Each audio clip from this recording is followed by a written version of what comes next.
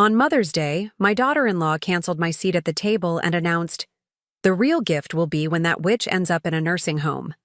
On Monday, I canceled the check for her mortgage. "I'm glad to have you here. Follow my story until the end and comment the city you're watching from, so I can see how far my story has reached." I stood in my kitchen, arranging delicate pink roses in a crystal vase I had saved for special occasions.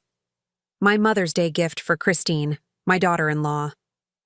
The sunlight streamed through the windows, catching on the polished surface of the high, hand-painted teacup set I'd bought for her, a splurge I couldn't really afford on my fixed income, but I wanted her to feel special.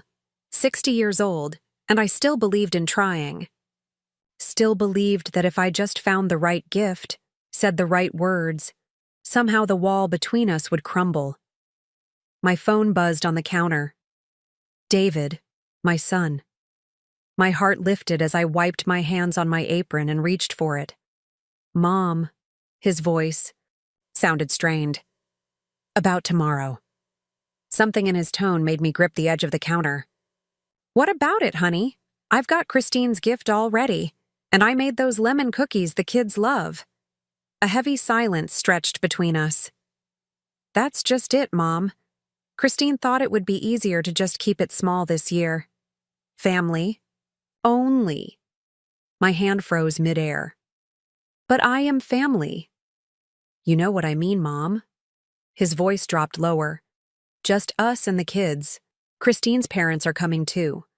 The roses blurred before my eyes. "Her parents?" "Yeah, they're staying the weekend." I swallowed hard, fighting to keep my voice steady. "I see. Well, I could just drop by briefly. I won't stay long. I just want to give Christine—" "Mom, please don't make this difficult." The frustration in his voice cut through me like a knife. "Christine has been really stressed lately with the house renovations and everything." The house renovations. The house I'd helped them buy. The mortgage I'd been paying for them since David lost his job last year. The mortgage that had been draining my retirement fund month after month.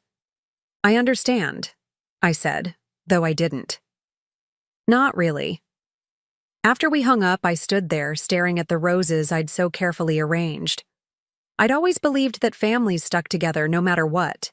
That belief had guided me through my hardest days after Robert died, leaving me alone with a 12-year-old son to raise. I picked up my car keys. I would drive by their house, just to drop off the gifts. I wouldn't even go inside. What harm could that do? 20 minutes later, I pulled up to their 2-story colonial. The house was quiet, no sign of anyone. Maybe they were out shopping for tomorrow. I was about to leave the gifts on the porch when I heard Christine's voice drifting through the open window. "No, Mom, don't worry about her showing up." Christine's laugh was cold. "I made sure David told her to stay away."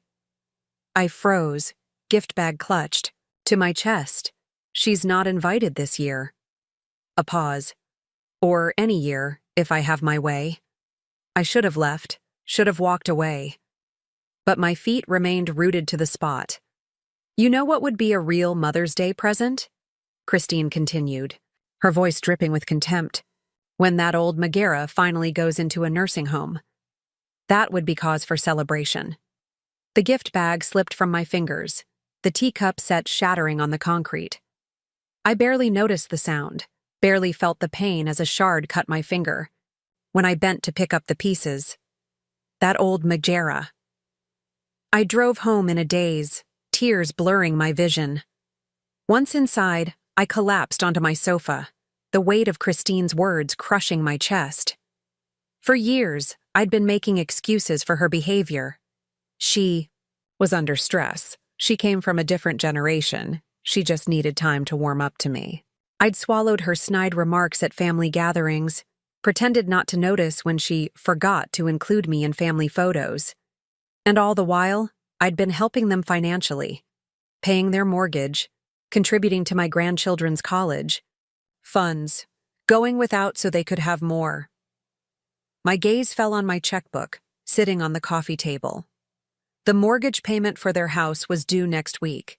I'd already written the check, waiting to mail it out on Monday.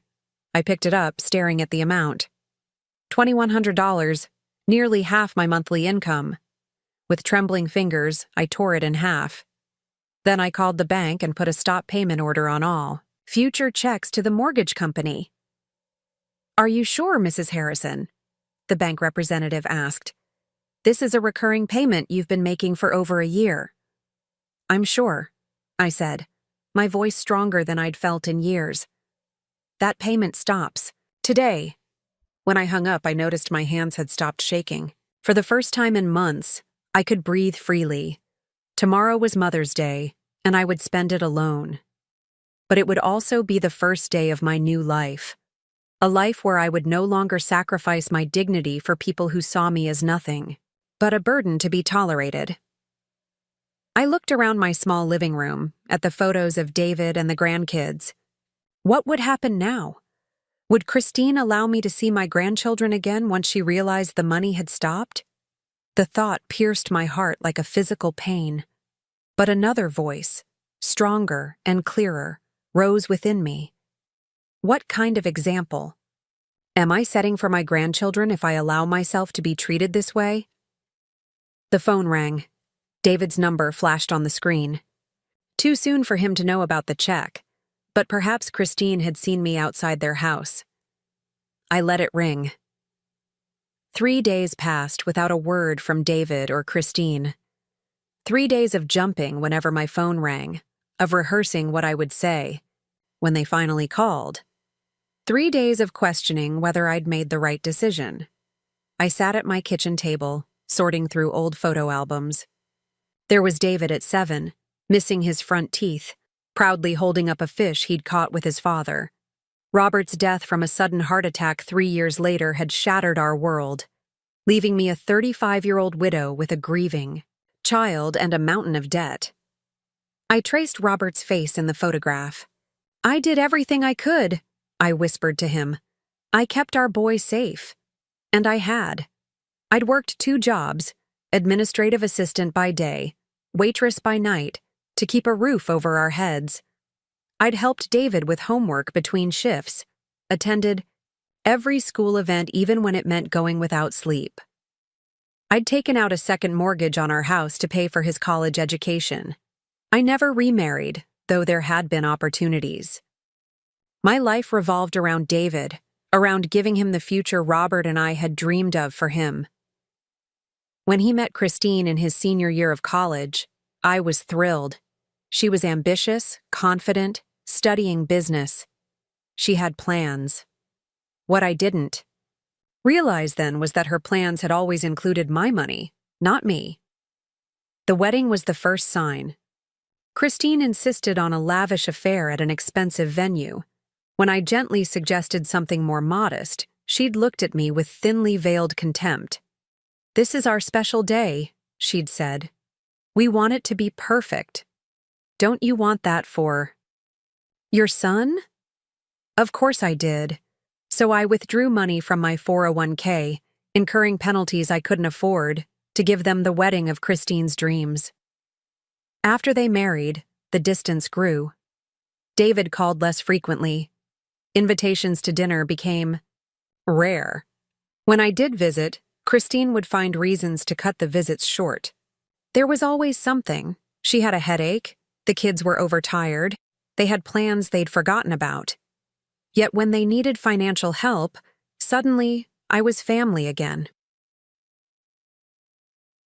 3 years ago, when they wanted to buy the Colonial in the upscale neighborhood, David had come to me, eyes downcast.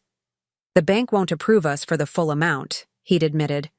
"But it's the perfect house, Mom, in the best school district for the kids." I'd offered to help with the down payment, draining the last of my savings. But then David lost his job in the tech industry, downsizing, and they couldn't make the mortgage payments. Christine refused to move to a more affordable house.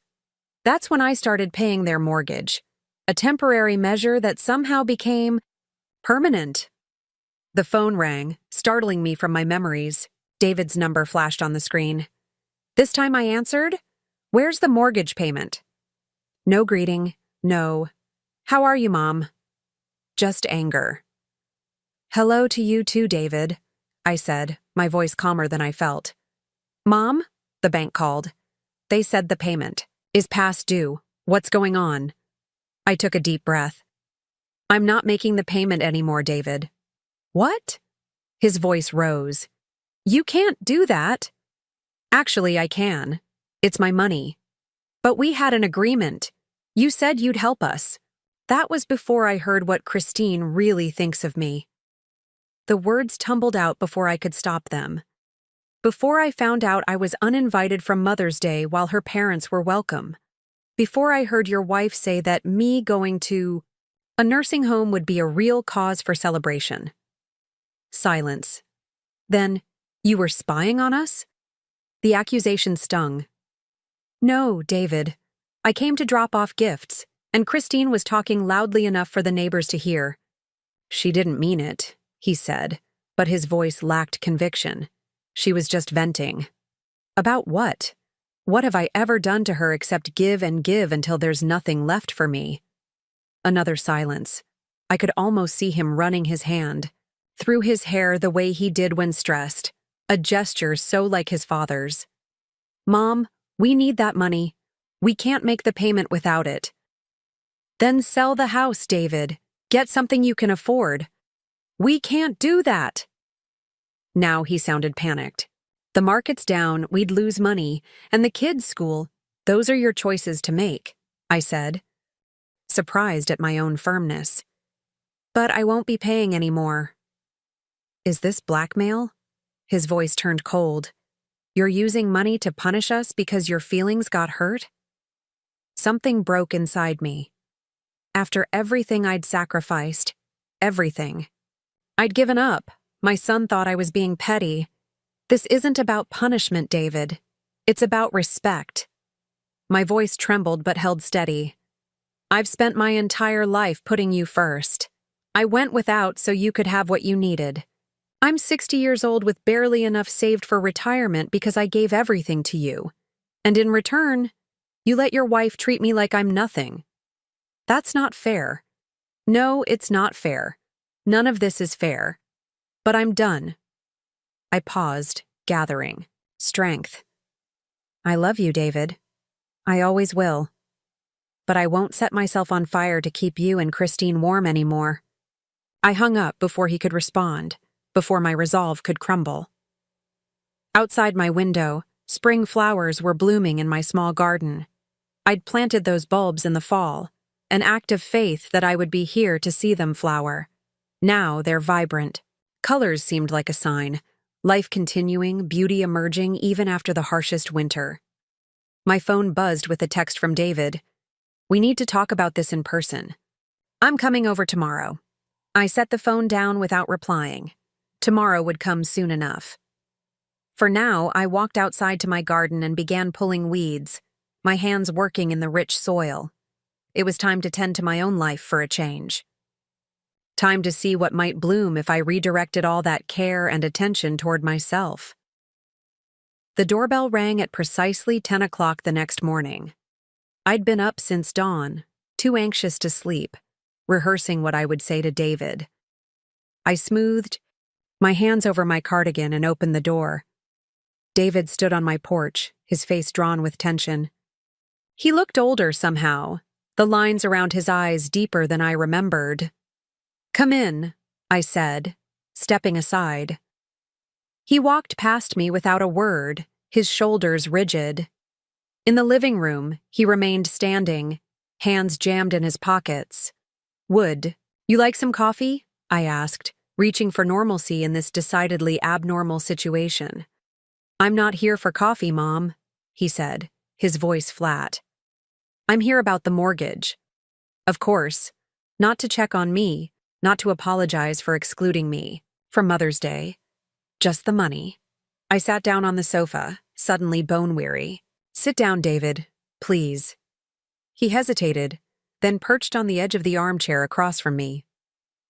We need that money. The bank called yesterday. If we miss another payment, they'll start foreclosure proceedings. I told you my decision, I said, quietly. I'm not paying anymore. Because of some stupid comment Christine made? He ran his hand through his hair in frustration. She was just having a bad day. This isn't about one comment, I said.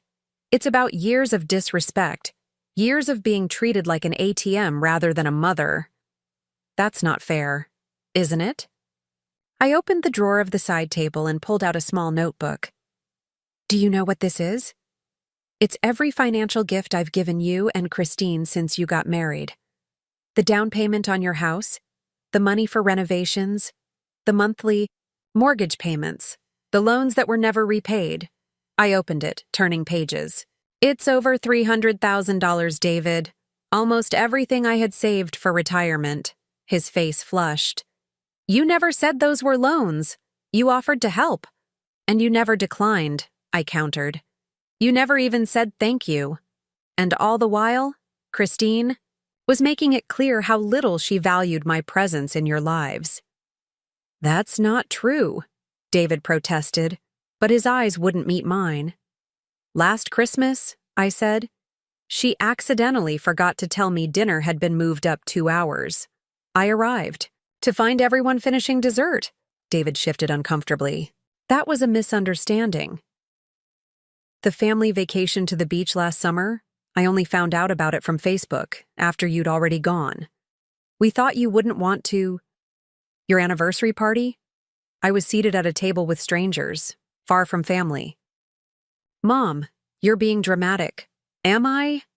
I walked to my desk and returned with a stack of cards. Birthday cards for the children, Christmas checks, all returned with wrong address written on them, even though my address hasn't changed in 20 years. David's face paled. I never saw those. Of course you didn't. I set them down between us. Christine made sure of that. Just like she makes sure I rarely see my grandchildren. Did you know Lucy asked me last time I saw her why I don't love her anymore? Because Christine told her that's why I never come around. David's shoulders slumped. She wouldn't do that, neighbor. Did. I leaned forward. David, I've tried for years to build a relationship with Christine. I've overlooked slights, swallowed insults, and continued to support you financially, but I can't do it anymore. I won't. The doorbell rang again, startling. Us both. Are you expecting someone? David asked. I wasn't, but I had a sinking feeling I knew who it was. I opened the door to find Christine standing there, her expression a mask of righteous indignation. I knew he wouldn't handle this right, she said, brushing past me into the house. Her eyes landed on David. What's taking so long? Just get her to sign the check and let's go. The chill in the room was palpable. David looked mortified. Christine, he began. That's not why. Oh, stop it. She turned to me, arms crossed. Look, I know you're upset about Mother's Day, but this is childish. We need that money. It's my money, I said quietly, and I've decided not to give it to you anymore. Christine's face darkened. After everything we've done for you? I couldn't help it. I laughed. It was so absurd, so completely backward. What exactly have you done for me, Christine? Besides take my money and keep me from my family? I've tolerated you, she snapped, her veneer cracking. Do you have any idea how tiresome it is, having you hover around, always wanting attention? David was fine until you started playing the poor lonely widow card. David stood up so abruptly the coffee table rattled. Christine, that's enough. No, it's not enough, she shot back. Your mother has been manipulating you for years with her guilt trips and her checkbook. Well, we don't need her. We kind of do need her checkbook right now, David said quietly, and something inside me broke, my own son, admitting that my value to them was purely financial. Christine turned back to me, her voice suddenly honey-sweet. Priscilla, we all say things we don't mean when we're upset. Let's put this behind us. The mortgage payment is no longer my responsibility, I finished for her. Neither are you. Christine's facade crumbled completely. You smug, self-righteous, old woman. Do you think David would even visit you if you weren't paying our bills? Do you think the kids would care about their grandmother if you weren't bringing them expensive gifts? David stared at his wife in horror. Christine, stop. No, let her continue, I said, a strange calm washing over me. Let her tell the truth, for once. Christine laughed bitterly. The truth? The truth is you've been buying your way into our lives because you have nothing else to offer. No one else to burden with your neediness. And now you're throwing a tantrum because you finally realized we've been using you. The silence that followed was absolute. David looked like he'd been struck. Christine's chest heaved with anger. And I felt oddly liberated. Thank you for your honesty, I said, my voice steady. Now I'd like you both to leave. Mom, David began, but I held up my hand. I've heard enough, I said. We have nothing more to discuss. Christine grabbed her. Hers? Fine, come on, David, she's made her choice. David hesitated, torn between wife and mother. David, Christine's voice was a whip. Now. He looked at me, then followed her to the door. But before stepping out, he turned back. I didn't know, Mom. About the cards, about what she said to Lucy. I swear. I nodded once. Whether I believed him or not no longer mattered. When the door closed behind them, I sank onto the sofa, trembling not with sadness, but with a fierce, unexpected pride. I had finally stood my ground. The mask had fallen. Now it was time to see what lay beneath. The weeks following that confrontation passed in a strange haze. I moved through my days mechanically, grocery shopping, tending my garden, watching television programs I barely registered. The silence of my phone was deafening. No calls from David, no pictures of the grandchildren, no demands for money. The silence hurt, but less than I expected. There was a curious freedom in it, too. I was folding laundry one Wednesday afternoon, when my doorbell rang. Opening it, I found Lucy, my 11-year-old granddaughter, standing on my porch, her bike thrown haphazardly on the lawn behind her. Lucy! I gasped, pulling her into a hug. What are you doing here? Does your father know where you are? She shook her head, her eyes brimming with tears. Dad and Mom are fighting all the time, about the house and about you. I heard Dad tell Mom that the bank is going to take our house away. My heart sank. So it had begun. The foreclosure proceedings. I miss you, Grandma, Lucy said, burying her face against my shoulder.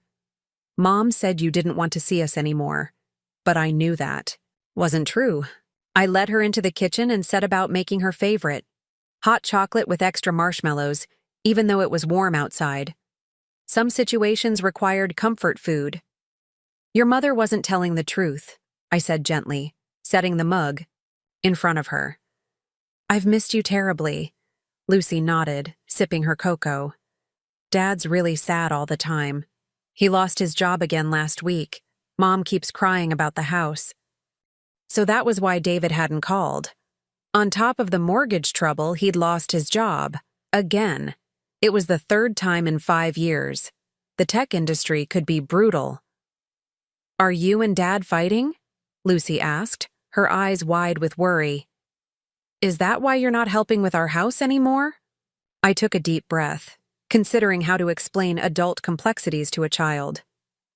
Your dad and I have a disagreement about respect, about how family members should treat each other. Is it because Mom's mean to you? Lucy asked bluntly. I heard her tell Aunt Sarah that you were a controlling witch who needed to mind your own business. I nearly choked on my tea, out of the mouths of babes. It's complicated, sweetheart, I said finally. But I want you to know that none of this is your fault, and I love you very much. When I called David to let him know Lucy was with me, his relief was palpable. I'll come get her right away, he said, his voice tight. Let her stay for dinner, I suggested. I'll bring her home after. A pause. Christine won't like that. Christine doesn't have to know, I replied, surprised at my own boldness. Lucy came to me, David. She's worried about you two fighting all the time. Another, longer. Pause it then. Fine, but I'll pick her up. I need to talk to you anyway. David arrived just after 7, looking exhausted. Lucy ran to hug him, chattering about the cookies we'd baked and how I'd let her help deadhead the roses in my garden. Go wait in the car, sweetheart, David said, finally. I need to talk to Grandma. When she was gone, he stood awkwardly in my living room, hands in his pockets, just as he had weeks ago. But something had changed. The anger was gone, replaced by a bone-deep weariness. You lost your job, I said. He nodded. Budget cuts. They laid off 20% of the staff. And the house? We missed 2 payments. He sank into a chair, running, a hand over his face. The bank sent a formal notice. If we don't catch up within 30 days, they'll start foreclosure. I said nothing, waiting. Christine's parents can't help. Her dad lost most of his retirement in some investment scheme last year. They're barely getting by themselves. I'd never known that. Christine always spoke of her family as if they were financially secure. We're going to have to sell, David admitted. But like I told you, the market's down. We'll lose money. Maybe walk away with nothing after the bank gets its share. I'm sorry, I said, and I meant it. Not sorry enough to open my checkbook again, but sorry for the stress he was under. He nodded, then reached into his pocket and pulled out a crumpled envelope. I found these in Christine's desk drawer. I was looking for the mortgage paperwork and found, well, these. I opened the envelope to find birthday cards, Christmas cards, all from me to the children, all unopened. There were more, David said quietly. Going back years, she kept them all. Said she was protecting the kids from my manipulative mother. My hands trembled as I looked at the colorful envelopes, each containing gifts and notes of love that had never reached their intended recipients. I didn't know, David whispered. I swear I didn't know she was doing this. What about everything else? I asked. The way she spoke to me? The accidental exclusions from family events? He looked away. I knew about some of it. I told myself she was just territorial, that she'd warm up to you eventually. He met my eyes again. I didn't want to see it. It was easier to believe everything was fine. And now? David sighed heavily. Now everything's falling apart. Christine blames me for not handling you better, for letting you cut us off financially. She says if I'd been a better son, none of this would have happened. The irony was almost painful. After all those years of sacrifice, of putting David, first I was being cast as the villain for finally saying, enough. What do you want from me, David? I asked directly. I don't know. He stood restless. I don't expect you to bail us out again. I don't have the right to ask that. No, I agreed. You don't. But I don't want to lose you, he said, his voice breaking. The kids need their grandmother. And I need my mom. Need. Not want. Need. The word struck me. All these years, I'd been needed for what I could provide. Money, childcare, emotional support. Always giving, rarely receiving. I spoke to a lawyer last week, I said, changing the subject. About the house. David's head snapped up. A lawyer? Why? Because I've contributed over $150,000 to that house, I said. The down payment came from me. I've been making mortgage payments for 18 months. That gives me a financial interest in the property. David paled. You're suing us? No, I said. But I wanted to know where I stood legally. The lawyer said I could make a claim against any proceeds from the sale. Or I could take partial ownership.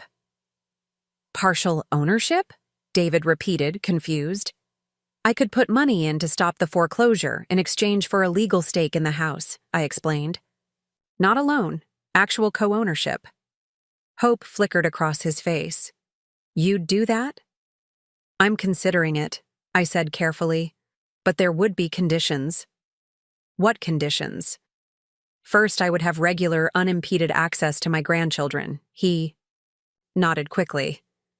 Of course. Second, I would be treated with respect. No more forgetting to invite me to family events. No more intercepted cards and gifts. Another nod, more somber. And third, I said, looking him straight in the eye, Christine would need to apologize. Not a fake apology, not a performance for your benefit. A genuine acknowledgement of how she's treated me. David's face fell. She'll never do that. Then, I guess we've reached an impasse, I said, rising to show him out. Because I won't compromise on my dignity anymore, David. Not even for you. He left with Lucy, shoulders slumped in defeat. That night, I sat in my garden as dusk fell, watching. Fireflies dance among my rose bushes. I thought about the house, about the grandchildren, about the complicated knot of love and resentment that tied me to my son.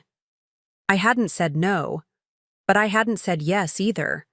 For once, I was putting myself first, and it felt both terrifying and… Right, my phone buzzed with a text from David. Can we talk again tomorrow? Just us. I typed back a simple yes. Whatever happened next, I would face it on my own terms. The price of dignity was high, but I was finally willing to pay it. David arrived at my house the next morning, alone. I noticed immediately that he wasn't wearing his wedding ring. Coffee? I offered, trying to keep things normal, whatever normal was these days. He nodded, following me into the kitchen. We sat across from each other at my small table, the silence hanging heavy between us. Christine and I had a huge fight last night, he finally said, staring into his mug. About the cards she kept from the kids, about how she's treated you. I wrapped my hands around my own coffee, feeling its warmth. I'm sorry it's come to this, David.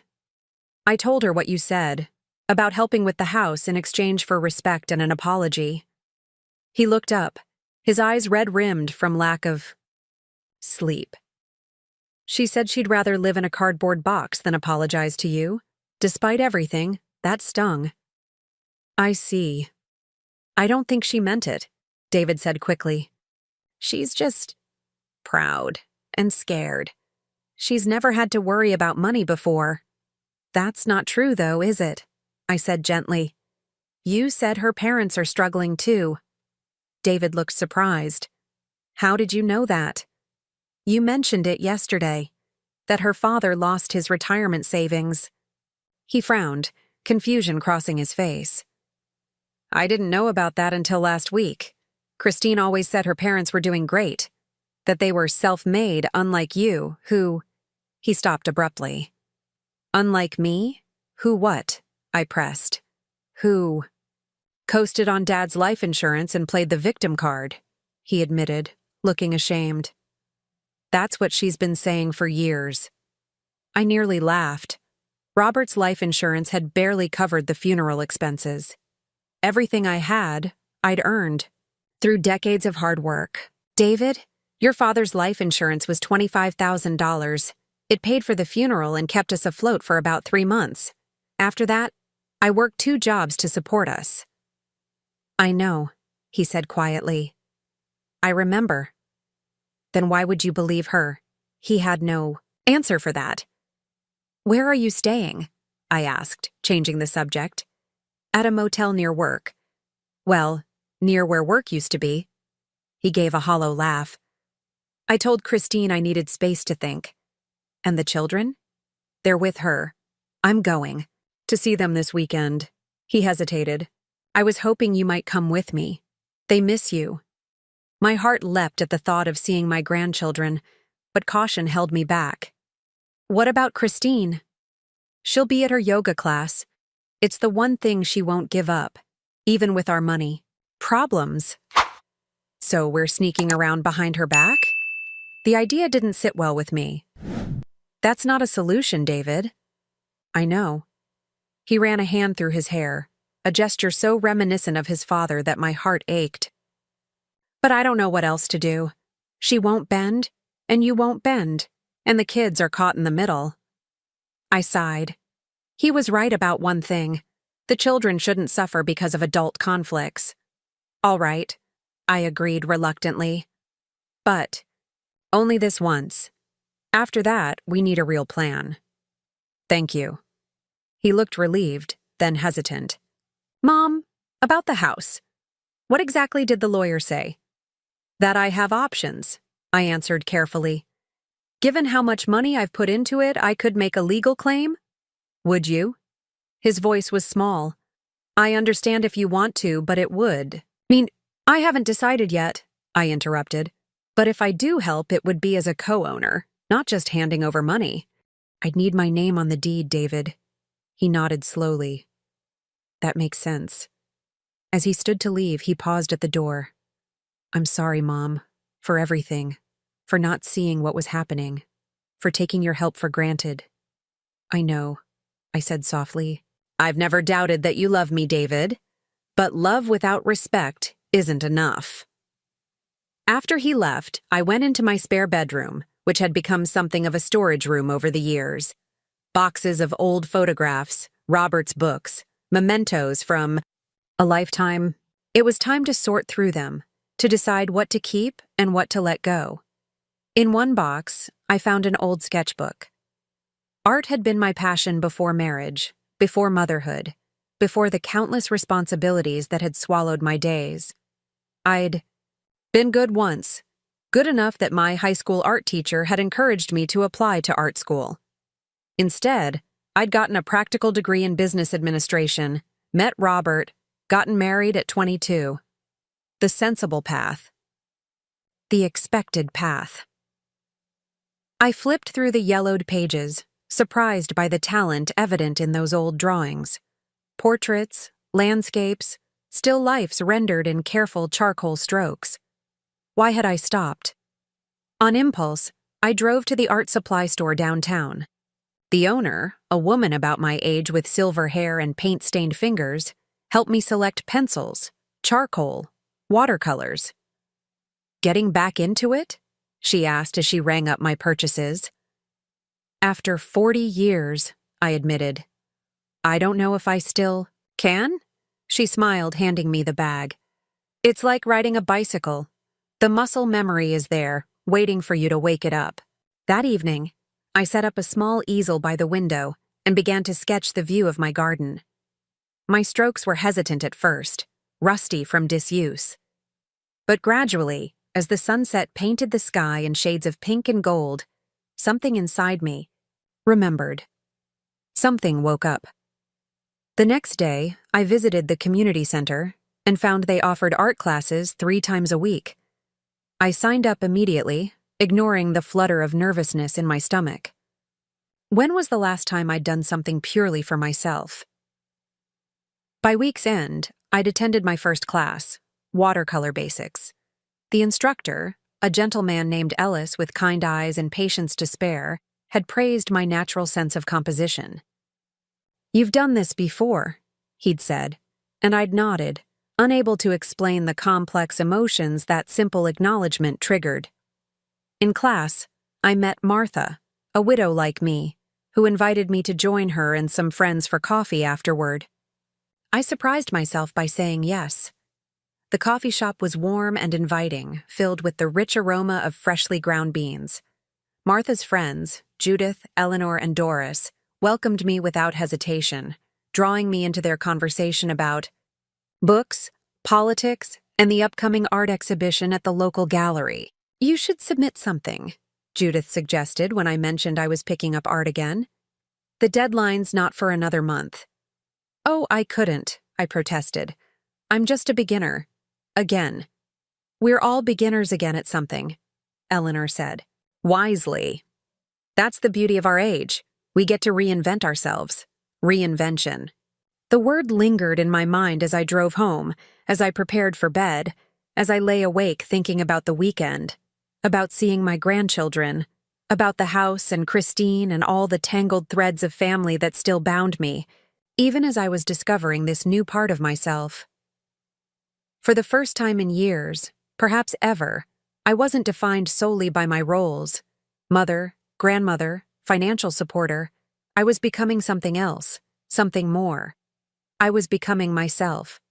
A year passed, bringing changes I never could have imagined that terrible Mother's Day when Christine's words had shattered my illusions about my place in my son's family. It is Mother's Day again. The morning sun streams through my kitchen windows as I arrange a bouquet of tulips from my garden. The house smells of cinnamon and sugar, homemade rolls rising in the oven, a recipe I'd perfected over the winter. The doorbell rings, and I smile, knowing who it is. Grandma! Lucy and James rush in, arms outstretched for hugs. Behind them, David stands with a wrapped package and a sheepish grin. Happy Mother's Day, he says, kissing my cheek. Something smells amazing. Cinnamon rolls, I tell him, accepting the gift. Your favorite. Lucy tugs at my hand. Grandma, wait till you see the painting I made at school. Dad brought it for you. I can't wait, I say, genuinely excited. At 12, Lucy has shown a real talent for art, a talent I've encouraged with supplies and lessons. As we settle in the living room, so much brighter now with my own watercolor landscapes hanging on the walls, I can't help marveling at how much has changed. The house, David and Christine's beautiful colonial, had gone into foreclosure after all. Despite my lawyer's assurance that I had a valid claim on the property, I chose not to pursue it. Some prices were too high, even for justice. David and Christine separated 2 months after our confrontation. The combination of financial stress and exposed lies proved too much for their marriage. Christine moved in with her sister in California, taking the children with her. David found an apartment near his new job, a step down from his previous position, but steady work at a smaller tech company. The separation wasn't easy on anyone. The children called me weekly, their voices full of confusion and hurt. Christine, surprising us all, hadn't poisoned them against me. Perhaps losing everything had humbled her, or perhaps she simply lacked the energy for ongoing warfare. David visited them monthly, and gradually, a co-parenting routine emerged. Then, 6 months ago, Christine announced she'd met someone new. She wanted to stay in California permanently, but was willing to let the children spend summers and holidays with their father. David had been devastated, both by the finality of his marriage ending and by the prospect of seeing his children only part-time. But he'd also found a strange new resilience. Mom, he'd called me one night, his voice stronger than I'd heard in months. I'm going to ask for full custody.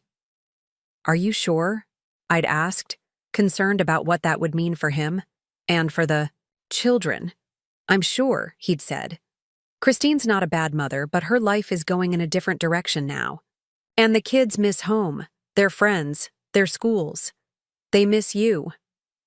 That last part had brought tears to my eyes. To everyone's surprise, Christine hadn't fought him. She'd agreed to let the children return to their father, with generous visitation, rights for herself. Her new relationship was moving quickly, and her new partner had children of his own. A ready-made family was apparently more appealing than fighting for custody of her existing one. And so, 3 months ago, Lucy and James had returned home with their father. David had found a modest house to rent, not far from my own. And suddenly, I was back in their lives, not as a checkbook, but as a grandmother. A real one, who picked them up from school sometimes, who taught Lucy watercolors and helped James with his science projects. Open your gift, Mom, David urges now, pulling me from my reflections. I unwrap the package to find a beautifully framed photograph of me with the children, taken at the art show where one of my paintings had won an honorable mention. We're all, beaming at the camera, Lucy and James pressed against me, my arms around them, happiness captured in amber. It's perfect, I whisper, tears threatening. David helps me hang it in the place of honor above the fireplace. The children rush outside to play in the garden while we finish preparing lunch. I got the promotion, David says casually as he slices strawberries for the salad. David, that's wonderful, I exclaim. Why didn't you tell me right away? He shrugs. but I can see the pride in his stance. Wanted to save some good news for today. I'm so proud of you, I tell him, and mean it. I couldn't have done it without you, he says quietly. Not just the practical help, but you showed me what resilience looks like, what it means to respect yourself. I squeeze his arm, too moved to speak. I've been thinking, he continues, about the future, about buying a house again someday, when I've saved enough for a proper down payment. That's a good goal, I say cautiously. We've both learned to be wary about money conversations. This time, I'm doing it right, he assures me, reading my thoughts. No overreaching, no financial help from you. I never minded helping David, I remind him. I just minded being taken for granted. He nods, understanding. I know. But I need to do this on my own. For myself. And to show the kids that you don't need to live beyond your means to be happy. It's a lesson that took him 40 years to learn. But I'm grateful he finally has. The children burst back in, bearing dandelions they've picked from the lawn. For the table, Lucy announces, arranging them in a small vase with the seriousness of a professional florist. We sit down to lunch, a simple meal of quiche, salad, and my homemade rolls. Before we eat, David raises his glass of sparkling cider. To Mom, he says, his eyes meeting mine, for teaching us what truly matters. The children echo the toast enthusiastically, and I blink back tears as I raise my own glass. After lunch, while the children help David with the dishes, another positive change. He's teaching them responsibility now. I step out onto my porch. The spring air is soft with promise, my garden a riot of color. Martha will be picking me up at 3 for our weekly art group. We've been meeting regularly for months now, a circle of women supporting each other through life's transitions. Martha through her recent retirement, Judith through her husband's illness, me through the reshaping of my family. I've found friendship there, connection, purpose. My watercolors have improved to the point where a local gallery has agreed to display some in their summer exhibition. A small achievement, perhaps, but one that fills me with quiet pride. Inside, I hear the children laughing, David singing off-key to some pop song on the radio. The sounds of family, my family, rebuilt on a foundation of mutual respect rather than obligation. Last week, I'd received a card from Christine. A proper apology, years too late, acknowledging the hurt she'd caused. I appreciated the gesture more than I'd expected to, though I had no desire to resume any close relationship. Some bridges, once burned, are better left as ashes. The front door opens, and David joins me on the porch, handing me a fresh cup of tea. Happy? He asks simply. I look at him, my son, who nearly lost himself but found his way back. Who's learning, as we all are, that love without boundaries isn't really love at all. Yes, I answer truthfully. I'm happy. We sit in comfortable silence as the afternoon sun warms us. In the garden, the children are playing tag, their laughter carrying on the breeze. Inside, my new painting waits on the easel, half finished. Tomorrow, I'll add more color, more definition. Tomorrow, I'll continue creating the life I want. Today, it's enough to be here. Present, respected, loved not for what I give, but for who I am. The price of dignity was high. But oh, how worth it.